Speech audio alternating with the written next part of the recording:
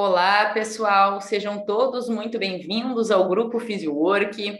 Nós vamos dar início à nossa Semana da Nutrição Clínica e, primeiramente, eu gostaria de me apresentar.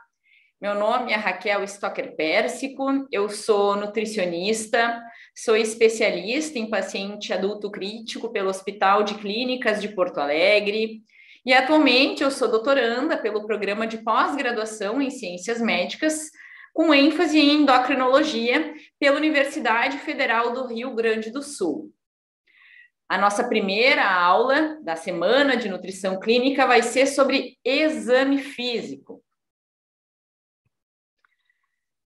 Para começar a falar sobre exame físico, primeiro a gente tem que falar sobre avaliação nutricional. Qual que é o objetivo de se realizar uma avaliação nutricional? É muito importante que a gente sempre se questione qual é o objetivo do que eu estou fazendo. Então, qual é o objetivo de se realizar uma avaliação nutricional? A ideia é que se possa identificar a presença de alguns distúrbios nutricionais que, por meio de uma intervenção dietética adequada, nós possamos auxiliar na recuperação e ou na manutenção do estado de saúde do indivíduo. Sendo assim, esse é um dos objetivos de se realizar uma avaliação nutricional. Que a gente possa identificar uma condição, um distúrbio que esteja relacionado com a nutrição do paciente e que, realizando uma intervenção dietética, a gente possa auxiliar na melhora deste indivíduo.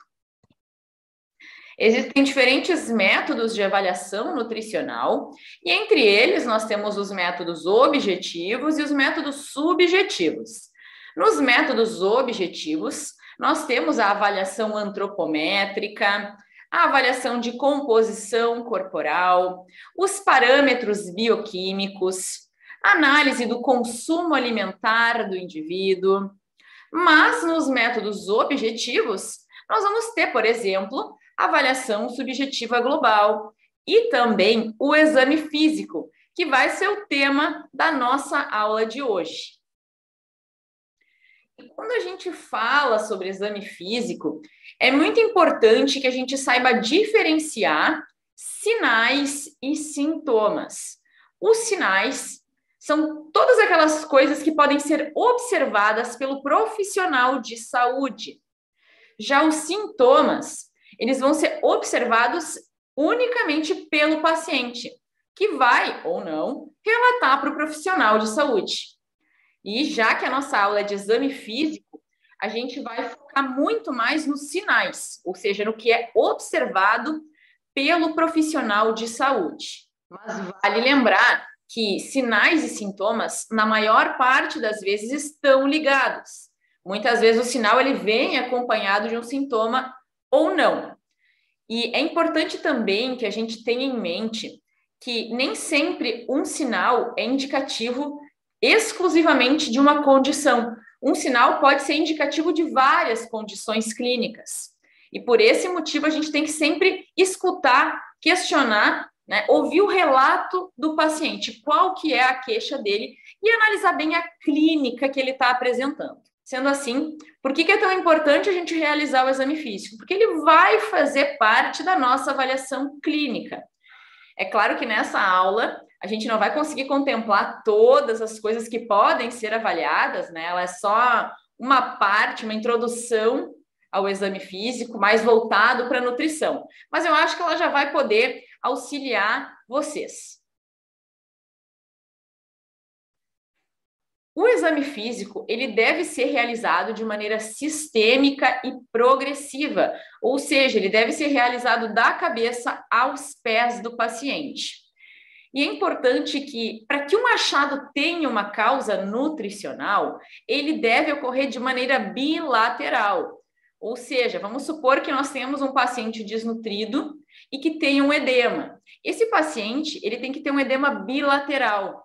Se ele tiver um edema, por exemplo, somente em uma das pernas, provavelmente a causa deste edema, ela não é nutricional. Vamos começar pela cabeça do paciente. O que a gente pode observar quando a gente vai olhar a cabeça como um todo? Começando pelo cabelo do paciente. Quando esse cabelo começa a apresentar perda de brilho, se torna um cabelo mais fino, mais esparso, mais ressecado, começa a apresentar queda com maior intensidade. É claro que existem períodos do ano em que o indivíduo vai apresentar uma maior queda de cabelo. A gente tem que questionar se isso está acontecendo de maneira mais momentânea ou se isso já vem se repetindo, a situação vem se prolongando há algum tempo. Se é o paciente que já apresenta uma alopécia, se o cabelo está despigmentado ou apresenta um sinal de bandeira. Para quem não sabe, o sinal de bandeira ele é uma faixa do cabelo, uma faixa que pode aparecer no cabelo e ela se apresenta mais descolorida.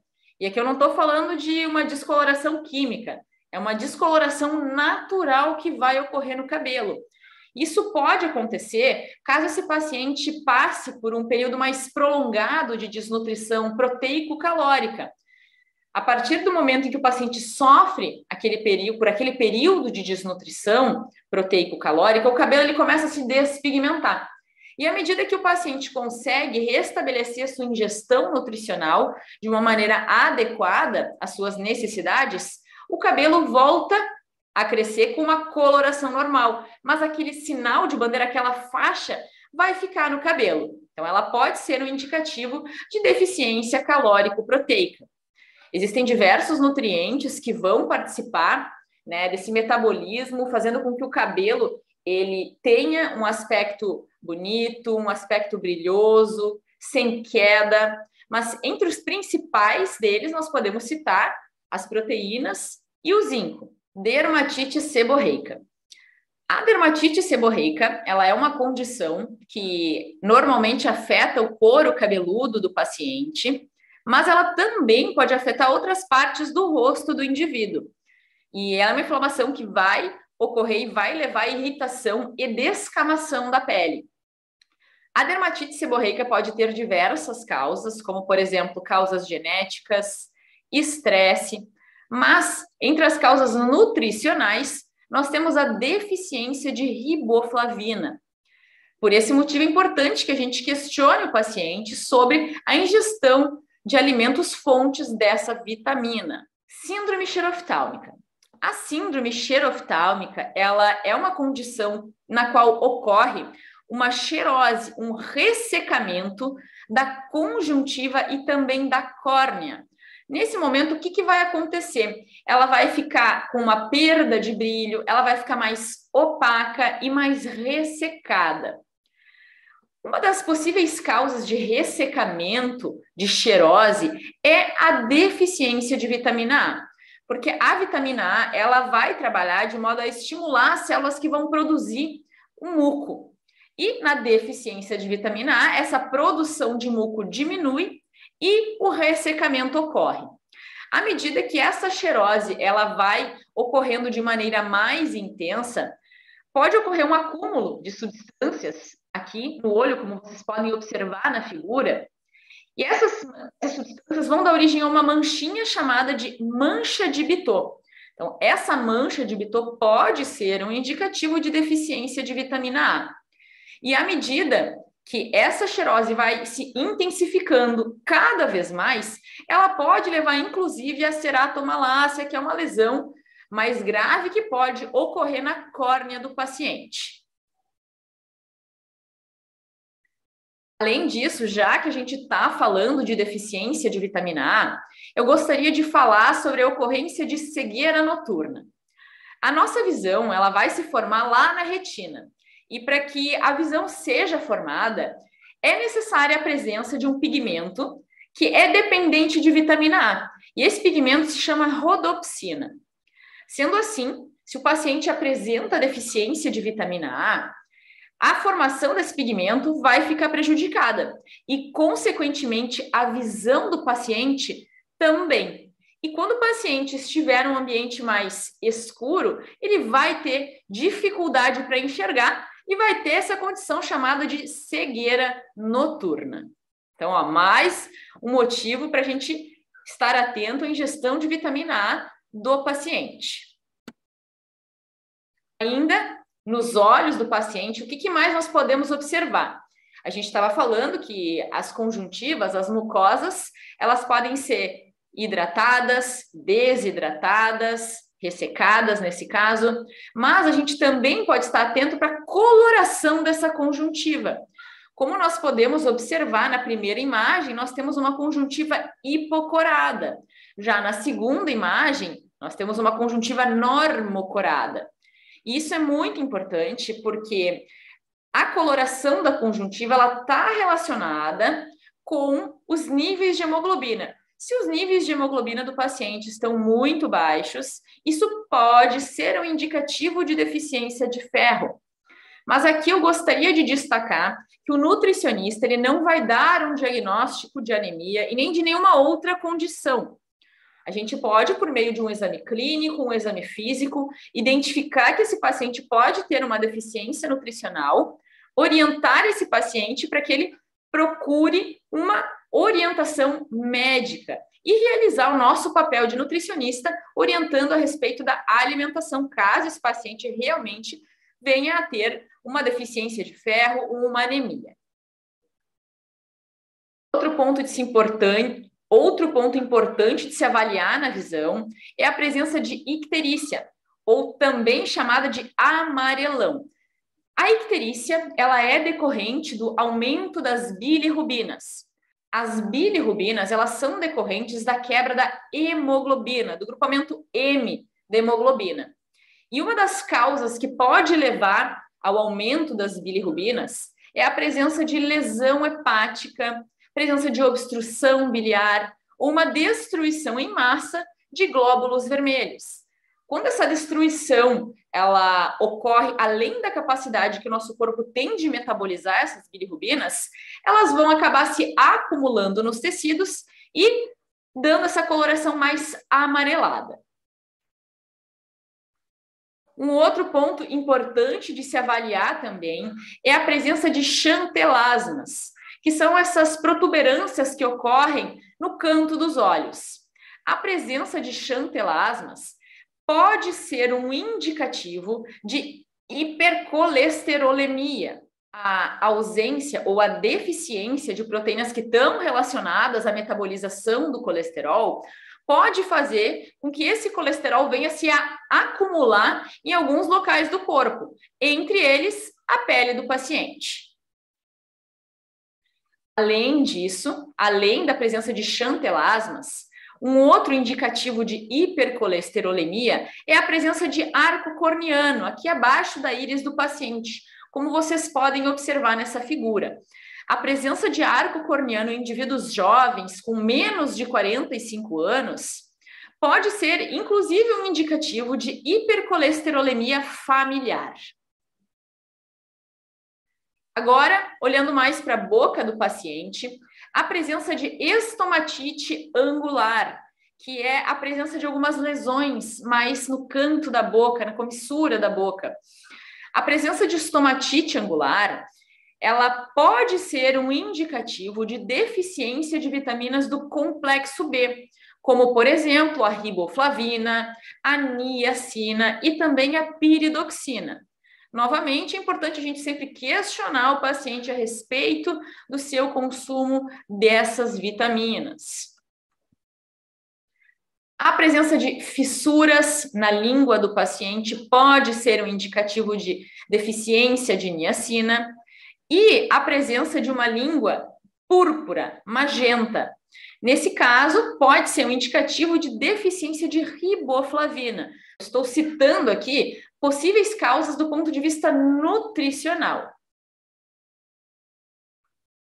A presença de sangramento gengival é algo importante de se avaliar e se questionar para o paciente também. É claro que o sangramento gengival pode ter diversas causas, mas entre as causas nutricionais, nós podemos citar a deficiência de vitamina C. Porque a vitamina C, o ácido ascórbico, ele atua como um cofator muito importante na formação do colágeno. Sendo assim, se o paciente apresentar uma diminuição, uma deficiência de vitamina C, ele vai apresentar a sua cicatrização prejudicada e, consequentemente, vai apresentar uma maior tendência a desenvolver sangramentos. Analisando os membros superiores, o que a gente pode identificar?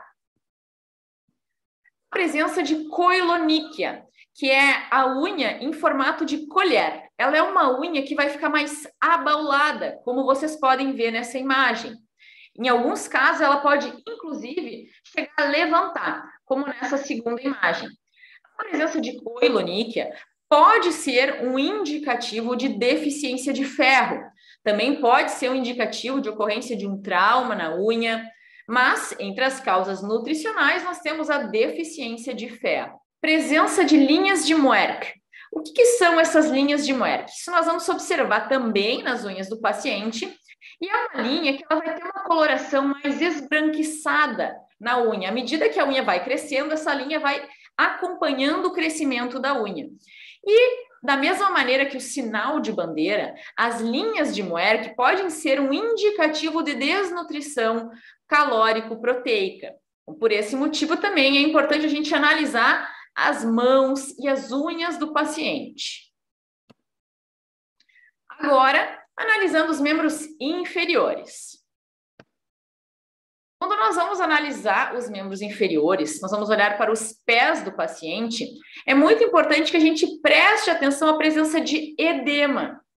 O edema, para que ele tenha uma causa nutricional, pode ser que ele não tenha uma causa nutricional, ele pode ser causado por N fatores, mas para que ele tenha uma causa nutricional, ele precisa ser bilateral, ele não pode ser unilateral. Mas ainda que esse edema não tenha uma causa nutricional, é importante que a gente avalie ele também. Porque se o paciente apresenta um edema, ele apresenta um acúmulo de líquido, e isso vai ser contabilizado também no peso do paciente. Porque o peso do paciente ele vai ser maior e vai ser de líquido, ou seja, não é de um tecido metabolicamente ativo. Quando a gente vai calcular a dieta, a alimentação, o plano alimentar desse indivíduo, a gente tem que calcular para um peso corrigido,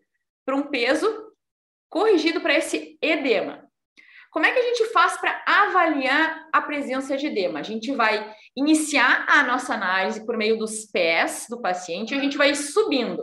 Vai subir para o joelho, vai subir para a coxa e assim por diante.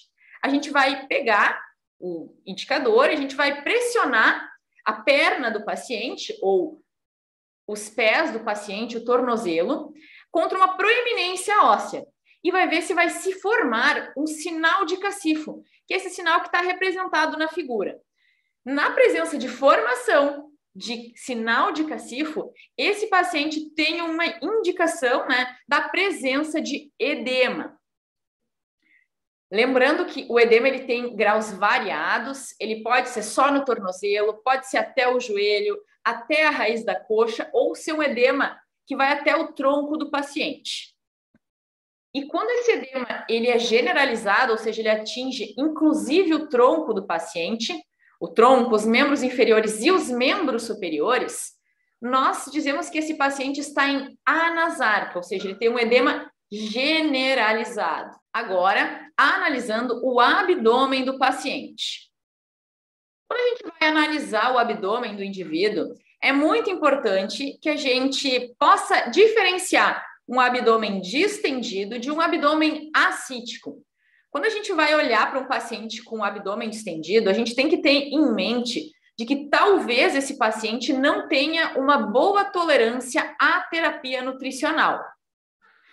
Questionar para esse paciente como é que ele se sente nauseado, se ele tem algum desconforto, para que a gente possa tomar as melhores medidas a respeito do que o paciente está nos relatando e do que a gente está observando com o nosso exame físico. Já um paciente que vai apresentar uma ascite, muitas vezes esse paciente apresenta um abdômen um pouco mais globoso, mas é claro que isso a gente vai conseguir observar quando a gente vai palpar o abdômen do paciente. A ascite nada mais é do que um acúmulo de líquido na cavidade abdominal.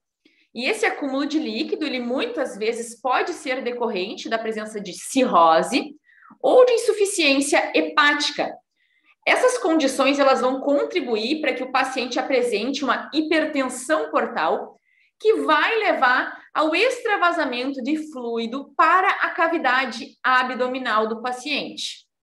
Lembrando que a ascite também possui graus variados, pode ser uma ascite leve, uma ascite moderada ou uma ascite grave, como essa que nós estamos observando na figura.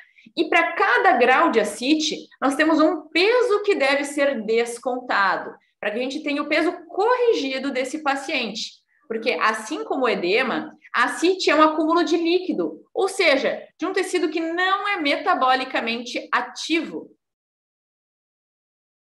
Analisando a pele do indivíduo, o que é importante da gente observar? Quando a gente vai analisar a pele, é muito importante pensar a respeito da hidratação dessa pele. Se ela é uma pele que está mais ressecada, que está descamando, como a gente pode observar na figura, isso pode ser um indicativo, um sinal de desidratação. Então, a gente vai questionar para o paciente como que tem sido a sua ingestão de líquidos. E, além disso, a gente pode questionar também a respeito da coloração da urina. A urina, ela é sempre um bom parâmetro para a gente avaliar se a nossa ingestão de líquido está adequada ou não. Porque uma urina mais concentrada pode ser um indicativo de que a nossa ingestão de líquido ela não está sendo suficiente. Então, por esse motivo, é importante prestar atenção na pele do indivíduo. Um outro fator importante de se observar ao analisar a pele do paciente é a presença de acantose nigricans.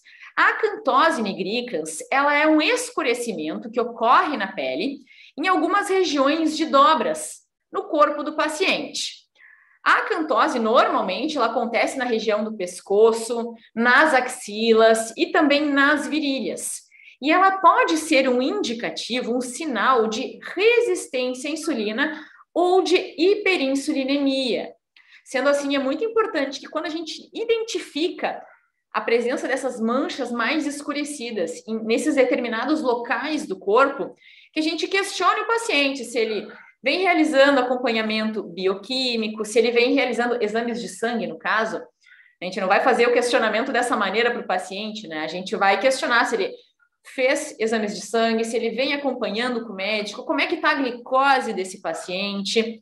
E se ele disser que ele não tem acompanhado, né, a gente vai encaminhar esse paciente para um médico, para que ele possa investigar a origem dessas manchas, porque podem ser um indicativo de resistência à insulina.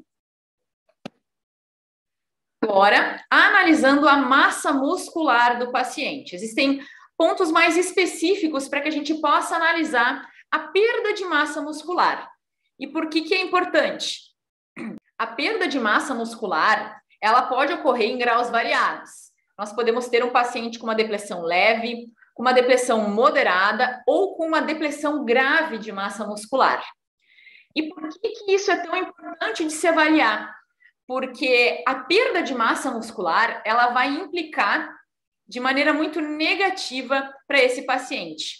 Ele é um paciente que vai ter menor autonomia, que vai ter uma menor independência. Se ele tem perda de massa muscular, ele tem maior risco de quedas, um maior número de infecções, ele tem mais chance de desenvolver uma infecção, ele apresenta um maior tempo de internação para pacientes hospitalizados e uma maior chance de mortalidade.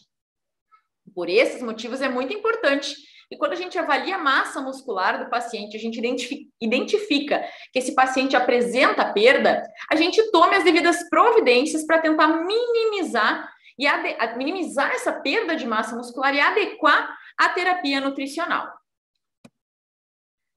Quando a gente vai avaliar a perda de massa muscular, existem alguns pontos específicos que a gente pode observar, como, por exemplo, a atrofia temporal com exposição do arco zigomático, como está identificado aqui na figura. Além disso, a depressão da musculatura supra e infraclavicular.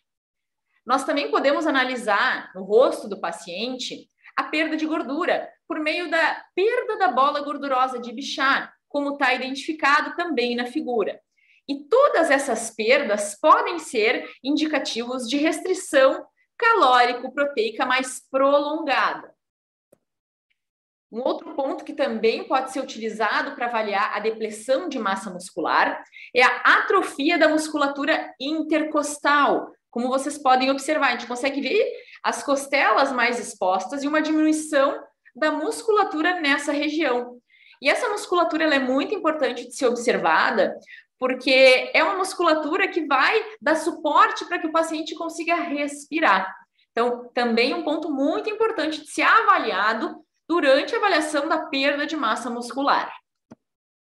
Além disso, nós temos a diminuição da musculatura paravertebral, outro ponto importante de ser avaliado. Pressão de massa muscular no bíceps e no tríceps, agora analisando os membros superiores do paciente. A diminuição, a perda de massa muscular interóssea, que é aquela musculatura, como está representada na figura em verde, que está entre os ossinhos da mão. A diminuição da musculatura interóssea, ela pode ser um indicativo importante de redução da atividade laboral do paciente. Então, nós vamos avaliar perda de massa muscular, perda de gordura. Também é importante que a gente observe o abdômen do paciente. Nós já vimos que esse paciente pode ser distendido, pode ser ascítico, mas ele também pode ser escavado. Isso é um indicativo de desnutrição, pode ser um indicativo de desnutrição.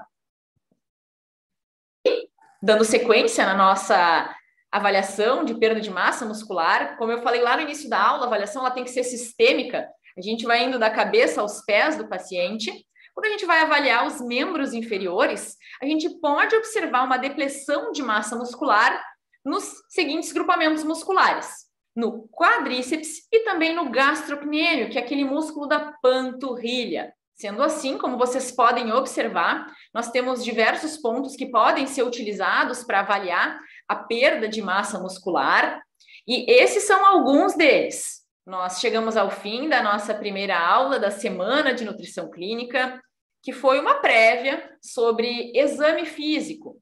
Como eu falei para vocês, é claro que existem muito mais coisas que poderiam ser analisadas na nossa avaliação, no nosso exame físico, mas hoje eu quis destacar algumas delas. Caso vocês tenham dúvida, deixo aqui meu contato, meu Instagram, meu e-mail, e muito obrigada a todos.